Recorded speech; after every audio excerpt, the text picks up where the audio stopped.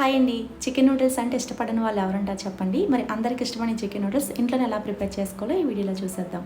దీనికోసం అయితే first boneless chicken తీసుకొని వాష్ చేసి చిన్న చిన్న పీసెస్గా కట్ చేసుకొని ఒక బౌల్లో వేసుకోండి. ఇప్పుడు స్క్రీన్పై కనిపిస్తున్న మసాలాలు యాడ్ చేసుకొని బాగా మిక్స్ చేసుకున్న తర్వాత 2 టేబుల్ స్పూన్ వరకు కార్న్ఫ్లోర్, 1 టేబుల్ స్పూన్ మైదా, అలానే ఒక ఎగ్ వైట్ కూడా వేసుకొని బాగా మిక్స్ చేసుకోండి. ఇప్పుడు స్టవ్ ఆన్ చేసి కడాయిలో 2 టేబుల్ స్పూన్ వరకు ఆయిల్ యాడ్ చేసుకొని ఆయిల్ వేడిన తర్వాత ఈ చికెన్ మిక్స్ యాడ్ చేసుకొని క్రిస్పీగా అయ్యే వరకు ఫ్రై చేసుకొని పక్కన పెట్టుకోండి. ఇప్పుడు అదే కడాయిలో బాగా బీట్ చేసుకుని 3 ఎగ్స్ కూడా యాడ్ చేసుకొని ఫ్రై చేసి పక్కన పెట్టుకోండి.